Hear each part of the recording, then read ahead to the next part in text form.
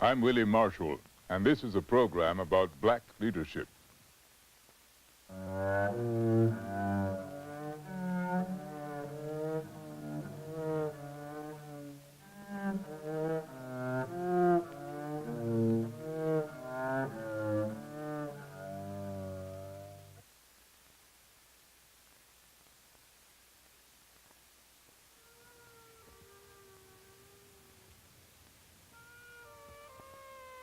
When immigrants came to American shores to find a new home, they came freely.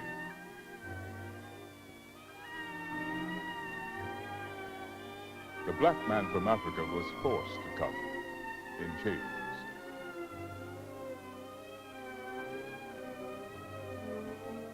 For over a century now, he has been a citizen. Yet, in many ways, he is still homeless, still spiritually adrift between a noble dream and his racial motherland. W.E.B. Du Bois said it best, "One ever feels his two-ness, an American, a Negro. Two souls, two warring ideals in one dark body." The history of the American Negro is the history of this strife, this longing to attain self-conscious manhood, to merge his double self into a better and truer self. In this merging, he wishes neither of the other two selves to be lost. The beginning of this history was written on the back of slave Gordon and 2 centuries of handbills. Gordon and Emily and Martha were eventually freed, but not without a civil war over their color, their slave labor, and the kind of country this would be. The Civil War may have saved the Union, but the American black was left still feeling black without feeling American.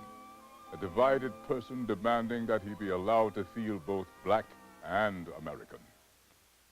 We're still working at it, but 3 early leaders gave us a start in trying to reach that sense of oneness.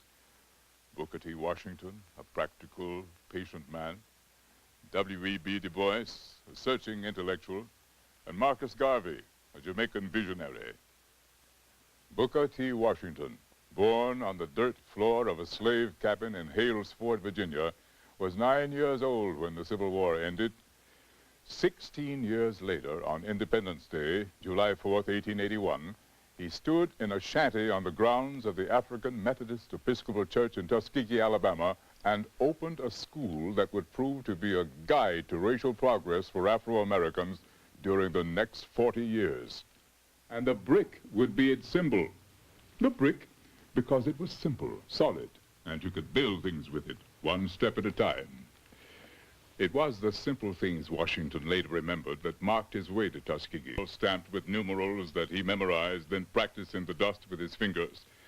The young black whom he saw in a public square reading a newspaper aloud to people unable to read for themselves.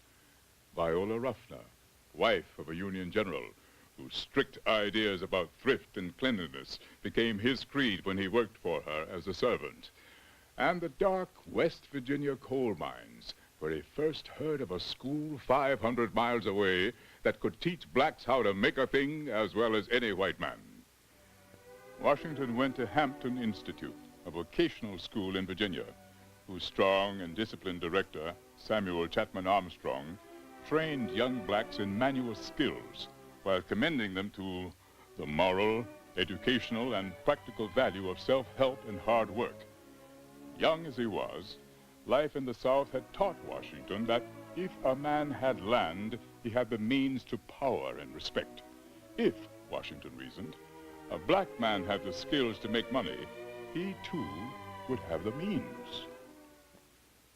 When he graduated and stepped into that first rundown Tuskegee classroom, Hampton was his model for that vision of the future. But for now, bricks and self-help, literally from the ground up. Tuskegee students dug raw clay from the Alabama soil, fired it themselves in the campus brickyard, and turned it into school buildings where they learned useful trades. And in an atmosphere of non-denominational religious observance, disciplined study, and rigorous work, young blacks learned the virtues of self-help, personal grooming, and Christian morality. Such ideals were dear to 19th century America and offered no threat to white society.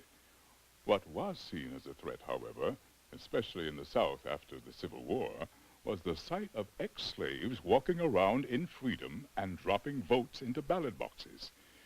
Even before Tuskegee opened its doors, both sides of the Mason-Dixon line were using legal maneuvers, outright fraud, and violence to keep the black poor isolated from white life and politically weak. Mindful of this climate and convinced that Tuskegee would fail without white goodwill and northern industrial money, Washington seemed to turn a deaf ear and a blind eye to racial injustice and focused instead on the economic promise of his way rather than the civil or social rights of blacks. In a 5-minute speech given before a biracial audience at the opening of the 1895 Atlanta Exposition, he condensed his view of race relations in a striking image. In all things that are purely social, we can be as separate as the fingers, yet as one as the hand in all things essential to mutual progress. The speech brought him instant fame. To white America, the Negro he seemed to be speaking for was the Negro it had been waiting for. Segregationists breathed easier, industrialists with an eye on cheap labor flocked to give him support. And as he mixed with mighty tycoons like Andrew Carnegie and Robert Ogden, and even dined at the White House, the ex-slave from Hales Ford struck most blacks as the man who might indeed lead them to the promised land. But not all blacks. Dictator, Pope Washington, the great divider, were only a few of the names thrown Washington's way by those who felt Washington was selling black political rights down the river. Boston was their main stronghold, and William Monroe Trotter, editor of the Boston Guardian, their most militant watchdog. Outraged by Washington's tolerance of lynchings, he stood on a chair in a Boston church and shouted Washington down with the cry, "Are the rope and the torch the only thing the race is to get under your leadership?" His arrest for provoking the riot that followed brought a new leader to the surface. Up till then, W.E.B. Du Bois had been of two minds about Washington, but Trotter's militance, purity of motives, and jailing finally pushed Du Bois off the fence. Born in Great Barrington, Massachusetts, to one of its oldest families, as a youngster he suffered little of the extreme poverty and rabid discrimination that blacks in the South took for granted.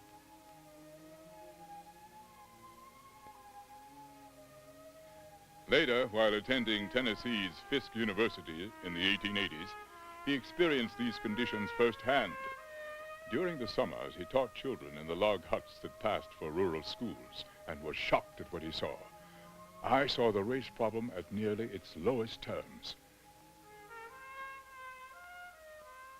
Convinced that the lowest term became the stereotype that whites applied to all blacks, Du Bois was determined to prove it false.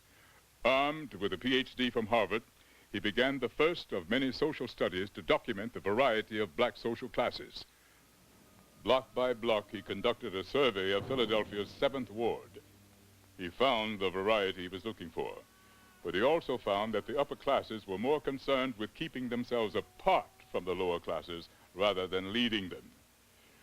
He left the streets of Philadelphia more certain than ever that by merely training blacks to be a permanent underclass of skilled laborers, Washington was surrendering black leadership to whites by default. Black hopes were being led down a blind alley. Was there a nation on God's fair earth civilized from the bottom upward? He thundered. Never. It is, ever was, and ever will be from the top downward that culture filters.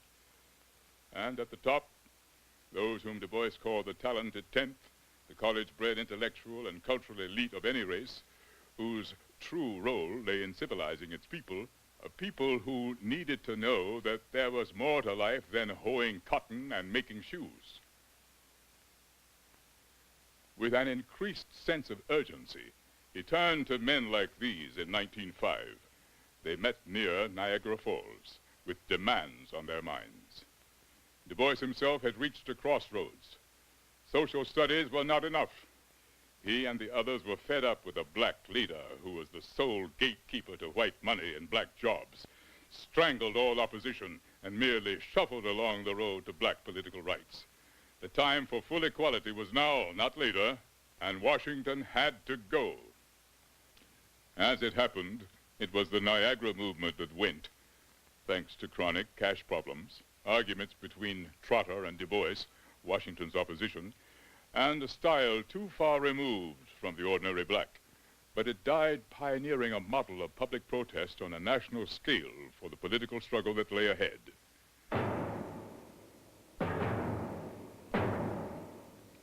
Violence soon fathered a more lasting group. In Springfield, Illinois, troops and onlookers surveyed the results of a riot that broke out on August 14, 1908. 2 days of white mobs raging through the city's black district ended with 2 blacks hanged from a dead tree, 4 whites murdered, and 2,000 blacks looking for shelter elsewhere. This was a riot in the very city where Lincoln lay buried. White liberals were shocked, and the National Association for the Advancement of Colored People was born. The NAACP picked up the banner of direct public protest and marched on with the avowed aim of equal rights and total integration. But Du Bois, director of research and the only black man at the top, as often as not found himself marching to the beat of his own drum, sometimes in the direction of racial identity, at other times toward achieving a sense of American unity. This, the association's magazine and the brainchild of Du Bois, its editor, would record the tensions that these 2 ideals exerted on him in particular and black Americans in general. When America entered World War I, for example, black soldiers needed black officers. To prove that blacks could lead, Du Bois pushed for an all-black officer training school and was promptly accused by many blacks of denying the very integration he was supposed to be fighting for. The attack pressed a nerve that ran directly to the divided feelings of blacks split over how to be both black and American at the same time. Summing up the dilemma and the name-calling it provoked, he lashed out at his critics. If we organize separately for anything, Jim Crow. If we organize with white people, traitors. If unable to get the whole loaf, we seize half to ward off starvation, compromise. If we let the half loaf go and starve, why don't you do something? Where in heaven's name, he cried, do we Negroes stand? At any given time, Du Bois himself stood where he thought he and the race could best handle the dilemma. In the training school incident, he had stressed separateness and black identity. A year later, with America in a world conflict, he asked blacks to forget their grievances and close ranks with whites in the fight for democracy. The radicals, especially Trotter, were not so overcome with feelings of patriotism or so forgiving, and caustically observed that they would just as soon remember their grievances and fight for democracy in Georgia. When the war ended, the Paris Peace Conference divided the spoils. Du Bois, sent by the association as an observer, went to Versailles with Africa on his mind. Nations on both sides of the table had governed colonies in the dark continent for over a century, and with the old order breaking up, blacks worldwide seized the moment to lobby the conference for an Africa free of colonial rule. Nothing came of it, but Du Bois renewed his own interest in the belief that all people of African descent should unite for their freedom. He revived the Pan-African movement and promoted it in the crisis. He was not telling American blacks to return to Africa, but association leaders drew back. They wanted freedom for the colonies, but feared that the separatist and nationalistic cast of Pan-Africanism would undermine black integration into American life. Pan-Africanism never really got off the ground in America. Among other reasons, most Afro-Americans saw themselves as more American than African, and the black public in general confused it with a different crusade for racial pride mounted by Marcus Garvey. That blacks paradoxically shied away from Pan-Africanism while following Garvey was both a sign of the times and a tribute to the gifts of a remarkable man. He was not an American, but a Jamaican of pure-blooded African descent, as different from Washington and Du Bois in temperament and style as they were from each other. 17 years old and a journeyman printer, Garvey left the peace of his village at St. Anne's Bay for the excitement of the British colony's capital, a port city with a lively mix of English aristocrats, middle-class mulattoes, and black purebloods like Garvey. Kingston, Jamaica was a natural breeding ground for political harangues and street corner debates. They fascinated the boy and became his training ground for a style of oratory that would one day capture millions. Black working conditions thrust him in the direction of local reform. But when he sailed from Kingston in 1912 at 23 to raise money elsewhere for Jamaican reform, he hardly suspected that he was starting a restless and often bitter journey to fight for blacks thousands of miles away. From South American banana plantations to the half-finished Panama Canal, he found the same story. Dark people exploited and degraded. And every effort he made to retrieve their dignity by print or pleading was turned aside. London at the time offered an observer a racial cross-section of its empire that stretched from Africa to the Far East. There, between 1912 and 1914, Garvey came across a dream that suited the scale of his temperament and a book that inspired him to make the dream come true. Thousands of Africans lived in the city working for colonial freedom. Garvey met many of them and absorbed their passionate feelings about African nationalism. With this broader frame of reference, Garvey happened to read Booker T. Washington's autobiography, Up from Slavery. For the first time, the true humiliation and need of a great race spread all over the globe, yet ruled by white foreigners, struck the young Jamaican. Where is the black man's government? He asked himself. Where is his king and his kingdom? Where is his president, his country, and his ambassadors, his army, his navy, his men of affairs? Then and there he vowed, I will help to make them. Back again in Jamaica, and afire with a sense of mission, he founded a Jamaican version of Tuskegee, Universal Negro Improvement Association, or UNIA, but it didn't catch on. With Washington's example of self-help and his access to money in mind, Garvey turned to America. But by March 1916, when Garvey's boat docked in New York, Booker T. Washington had been dead for 4 months. No matter, Garvey, clearly knowing why he had come, carried a message that Afro-Americans would soon be ready for. Europe was deep in World War I. When America joined the fight a year later, black men entered the armed forces and left for France. This was a world conflict and the perfect opportunity for making a dramatic claim to equal rights.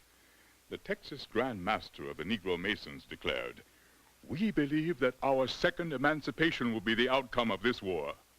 What they got instead were segregated regiments, talented men wasted in labor battalions, warnings against mixing with the French people, and reminders that they shouldn't expect at home the freedom they had grown used to abroad. When they did come home, Fifth Avenue welcomed them, and Harlem celebrated. But white Americans in general met them not with gratitude, but with fear. Meanwhile, the stigma of race was dealing black faith in vocational training a serious blow. Southern blacks who had moved north for industrial jobs found themselves the first to be fired when peace came.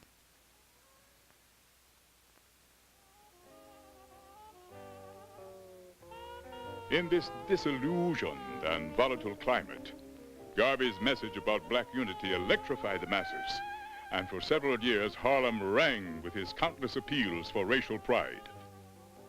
Operating from this center of black life in America, Garvey took the Tuskegee doctrine of self-help, urbanized it, linked it with ideals of racial pride and black independence, even of nationhood, and sold it to the masses. By 1920, thousands had come under the spell of his personality, oratory, and vision. As a first step to his dream of a self-contained, independent black world of producers and consumers, to put money into black pockets instead of white pockets, he set up the Negro Factories Corporation to give loans and technical help to small business. His most imaginative economic venture was the Black Star Line. Highly symbolic, it promised Afro-Americans a fleet of black-owned ships sailing the globe, not to carry blacks back to Africa, but to make the racial and spiritual link among blacks throughout the world visible for all to see and to think about. The ships Garvey managed to get afloat worked as a potent symbol of black pride and racial unity until the whole enterprise sank under the weight of leaky boilers, defective parts, and disputed stock operations that would finally contribute to his downfall. Meanwhile, making the most of symbols, he draped himself and his movement in the trappings of nationhood, complete with a national flag and anthem, as all kinds of UNIA auxiliary units and Garvey himself paraded through the streets of Harlem. To the masses, all this was heady. To a man like Du Bois, it was theatrical nonsense. Yet he could not but admire Garvey's common touch and breadth of vision. Ignoring the pageantry, Du Bois hoped for Garvey's cooperation. While he believed in working with whites, and Garvey did not, Du Bois felt that the Garvey movement dovetailed with his own recent work for racial pride, namely Pan-Africanism, and his support of a distinctly black artistic culture, then emerging in Harlem. Garvey scorned Du Bois's Pan-Africanism and attacked him personally as an elitist, more white man than black. Their growing differences became unbridgeable in 1922 because of an incident that led Du Bois to call Garvey either a lunatic or a traitor. It grew out of the only passions that Garvey shared with the KKK, segregation and racial purity. Garvey met with the head of the Klan in Atlanta to measure Klan strength and its sympathy with Garvey's own ideas. The meeting was a tactical blunder, raised a storm among blacks and cost Garvey many followers. Meanwhile, Black Star finances had come under scrutiny, and blacks, including Du Bois, wanted answers. A formal investigation led to Garvey's arrest along with 3 other company officers. In 1922, all were indicted, and in 1923, tried for mail fraud in the promotion and sale of stock. Garvey alone was found guilty. Judicial appeals failed, and in 1925, he entered the Atlanta penitentiary to begin sentence. In 1927, President Coolidge commuted Garvey's sentence and deported him to Jamaica. Garvey's movement never revived. When he died in London in 1940, the UNIA was little more than a name.